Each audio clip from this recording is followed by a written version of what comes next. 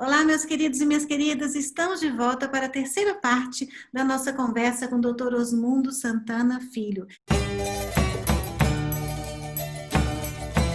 Ele que é especialista em epidemiologia e tem 32 anos de experiência na área e está aqui, conosco, aqui no nosso canal Sintonia Portugal, para falar para toda a gente, para o mundo todo. E é um assunto que diz respeito não só a Portugal, não só ao Brasil, mas ao mundo todo, porque o vírus, o novo coronavírus, ele está no mundo todo, não é verdade? Está afetando mundialmente.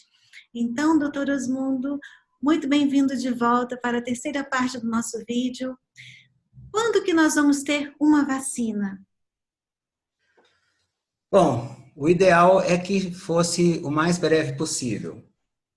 A notícia boa é que tem vários laboratórios, vários países que estão trabalhando nessa que seria, o que será a nossa arma de profilaxia. Então, com relação à eficácia do combate ao coronavírus, nós consideramos, então, as medidas farmacológicas. Nós ainda não temos um medicamento que atue diretamente, né, na eliminação do vírus. Então, as vacinas se mostram como uma arma promissora, e aí nós temos, por exemplo, nós já temos o caso de uma vacina alemã, que está em fase 2, as vacinas, para elas serem disponibilizadas, é importante que se diga, demanda um tempo, que ela tem que ser submetida a várias etapas, né, para que se garanta a segurança, a biossegurança, e se avalie a eficácia. Já existem vacinas que já estão sendo aplicadas em voluntários.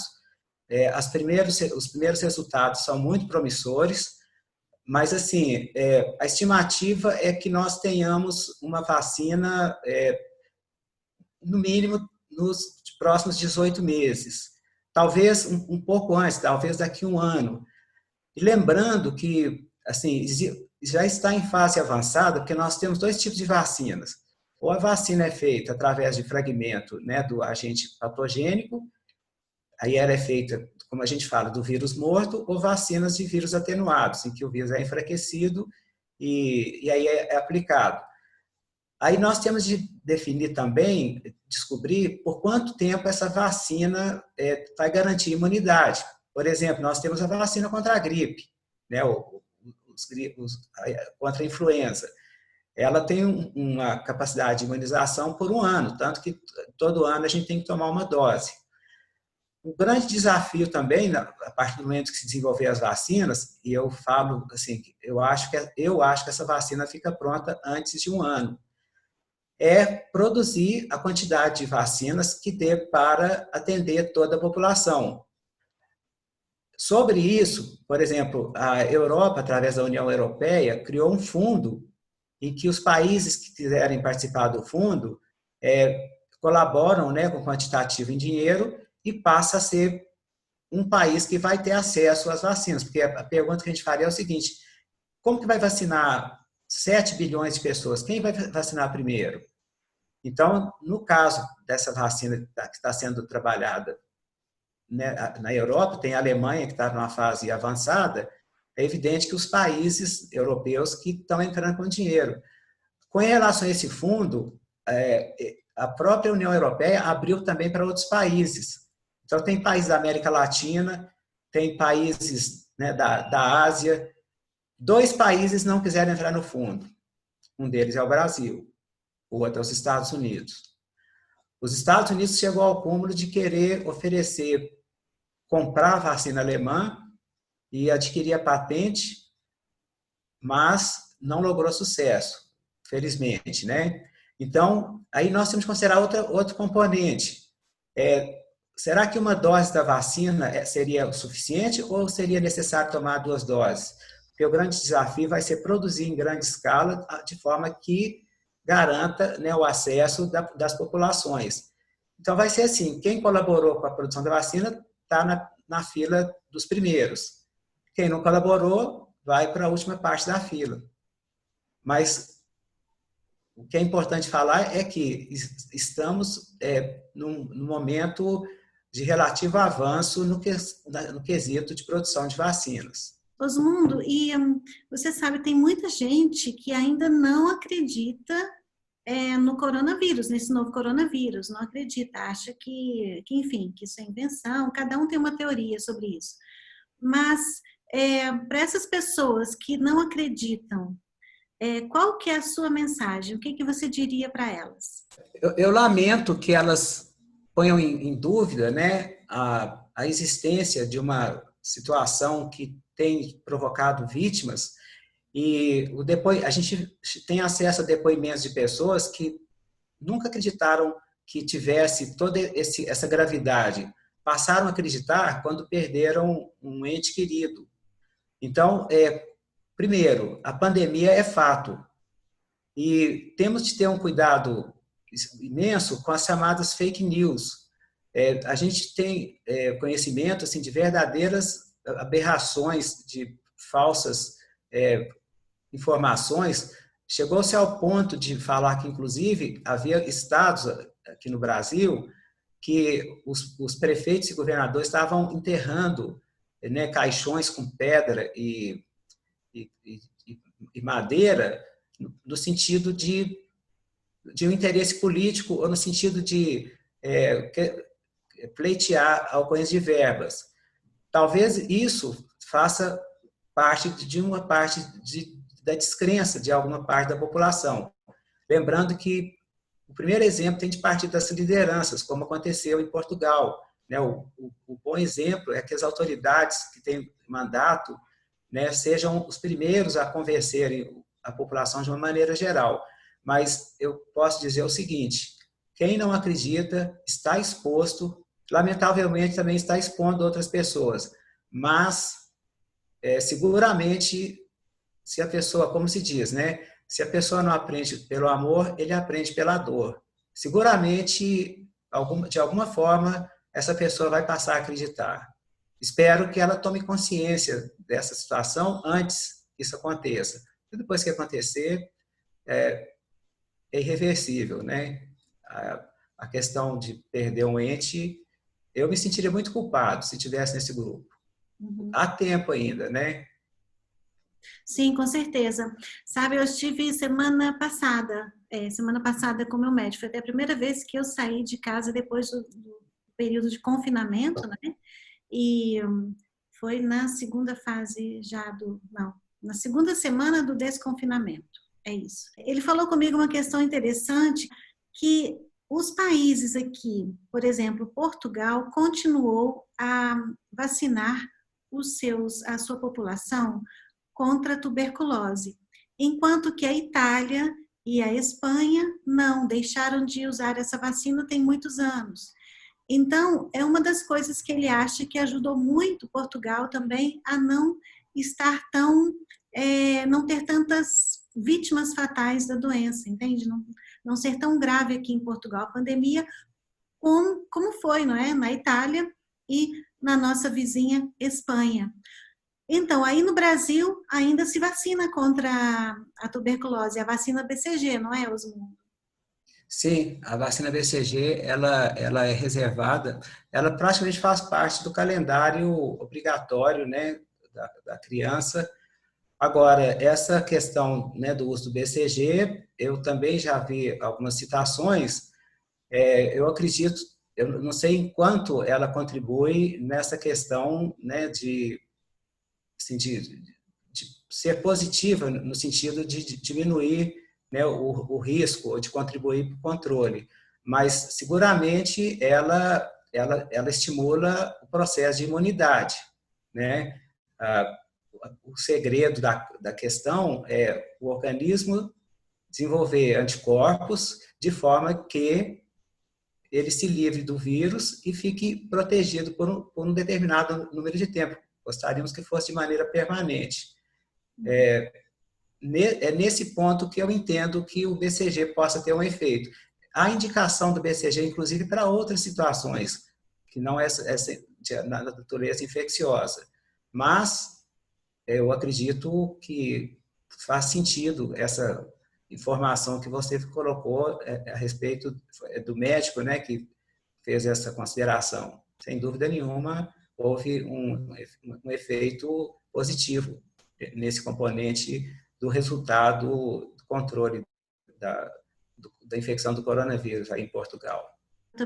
Eu achei muito interessante, por isso que eu queria também comentar com você, e até assim, de certa forma, para quem, né? Como eu fui vacinada contra a tuberculose, meus meninos foram aí no Brasil, meus filhos, eu acho que todo mundo, né? Porque, como você disse, faz parte do calendário. Aqui em Portugal também. Então, isso pode ajudar na imunidade, né? Também em relação a esse coronavírus. Isso deixa a gente até um pouquinho mais tranquilo. Agora, tranquilos mesmo, nós vamos ficar depois que já tiver uma cura, não é, Osmundo? Além da vacina, uma cura para essa doença, não é? Você vislumbra a possibilidade? O que você fala sobre esses remédios que, por exemplo, como a cloroquina, que está a ser muito falada no sentido de combater, pelo menos na fase inicial da Covid-19, não é isso? Sim, antes eu queria só fazer uma consideração quanto à questão do BCG, que é importante que essa experiência seja desenhada, né, colocada de forma científica, como se pedem os protocolos, né, para que seja validado vamos dizer assim, essa suspeição do efeito positivo, que isso é uma contribuição muito grande.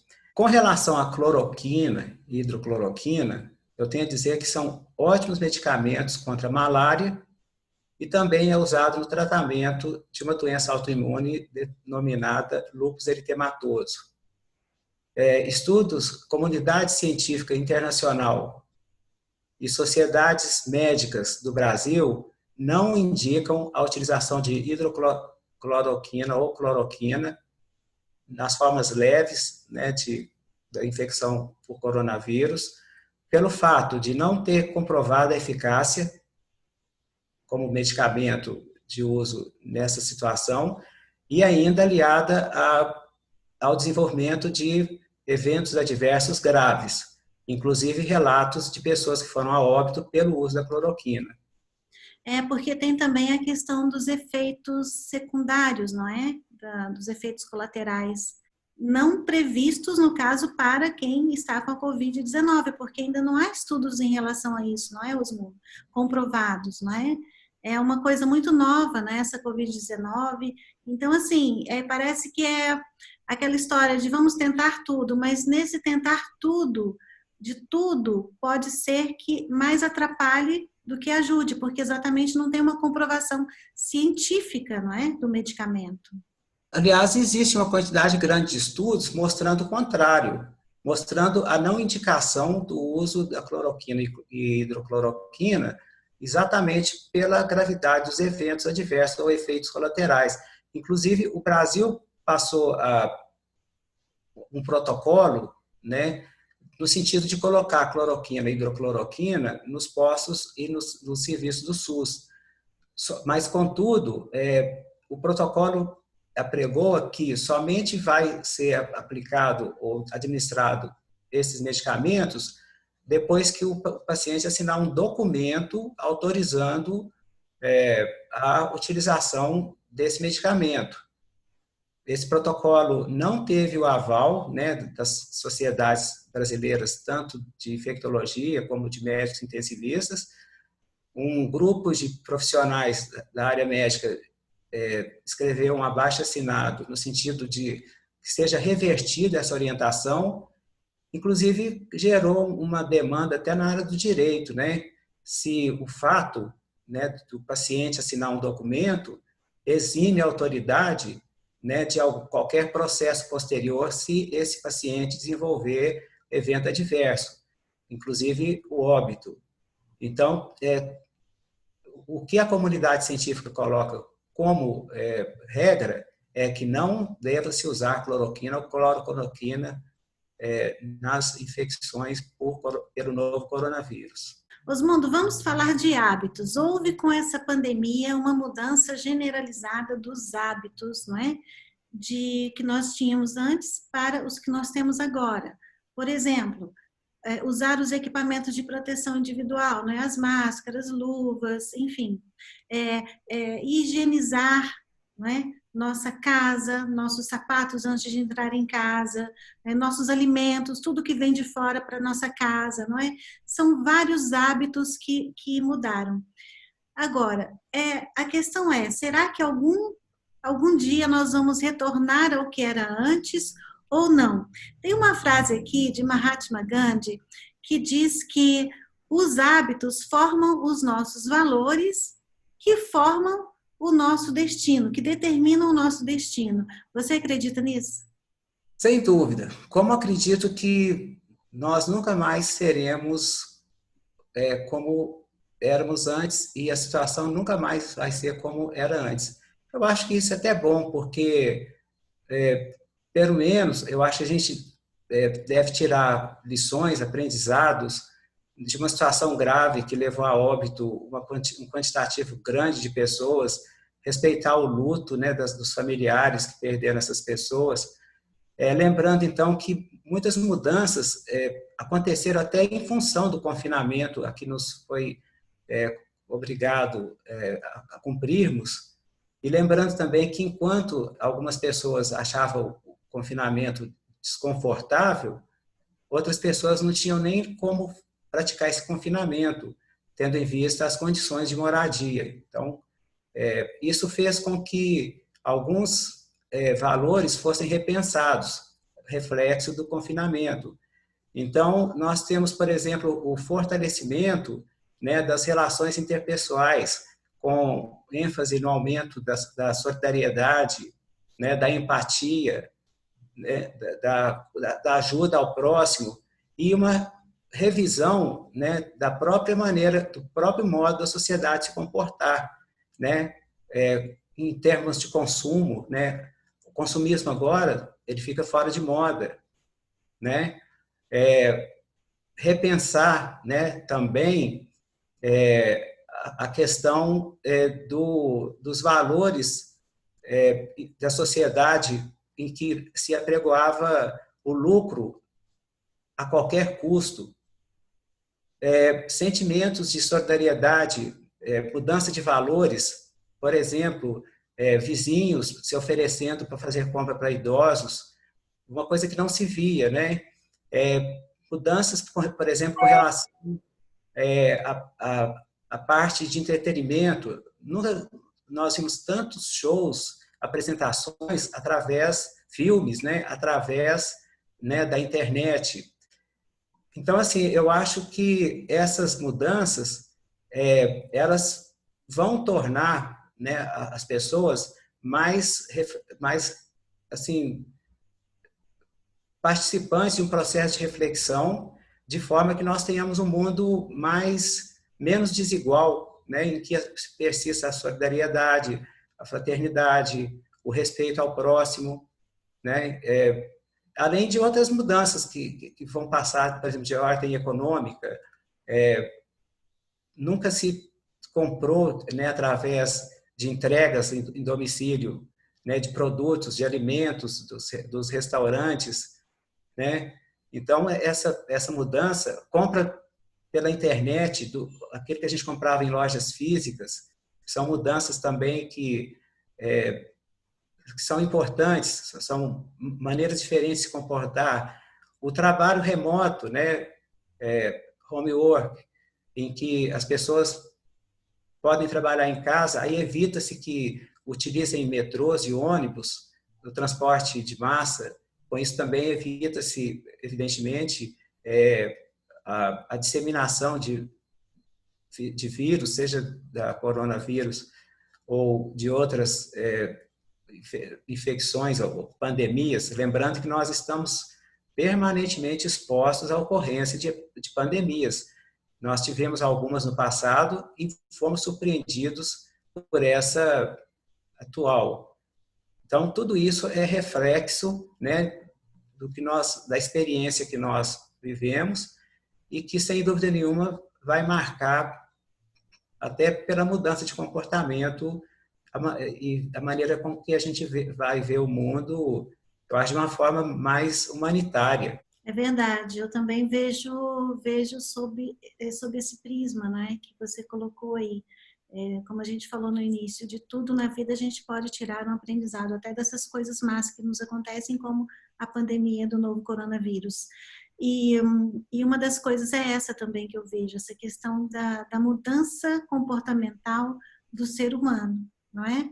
Passando a ser mais humano. É isso que eu estou a ver também, nesse sentido que está mudando muito. E eu acredito que isso não tem volta, isso é daqui para melhor, não é? Essas mudanças para melhor, elas não podem ter um retrocesso, né? Ao contrário do uso de máscaras, por exemplo, eu acho que a gente algum dia vai deixar de usar máscaras ou não? Eu creio que sim, né? A utilização de máscaras, no nosso caso específico, como contenção de transmissão de doença infecciosa respiratória, ela vai ter a indicação durante o processo pandêmico. É diferente na China, por exemplo, que o uso de máscaras lá não necessariamente está vinculado, né, sempre à ocorrência de doença infecciosa, mas simplesmente é porque o ar lá é tão poluído que tem situações em que a utilização de máscara torna-se obrigatório, que não é o nosso caso, né? Essas medidas, né, de contenção através do uso dessas barreiras, no nosso caso, é somente durante o período em que há indicação e que a coisa não esteja sob controle. Ou seja, com o advento das vacinas, com a descoberta de um medicamento eficaz, algumas coisas vão ser dispensadas de ser utilizadas, sem dúvida nenhuma. Isso é uma boa notícia, não é verdade? Esperemos que logo, logo, todo mundo esteja livre dessa pandemia, não é, Osmundo? Esse mal que já matou mais de 346 mil pessoas no mundo inteiro, né? Então, até em respeito às vítimas fatais, gente, vamos nos cuidar. Em respeito a todos aqueles que estão a lutar pela nossa saúde, pela nossa vida, pela nossa segurança, não é? A questão sanitária também, os políticos, os governantes, todos eles, inclusive ao nosso doutor Osmundo Santana Filho, que tão carinhosamente veio aqui ao nosso canal para dar essas informações tão valiosas para todos nós, para todo mundo, para que todos nós possamos nos proteger mais, possamos entender mais um pouquinho de como que essa pandemia está a nos afetar, não é? E como que vai ficar de agora para frente, não é?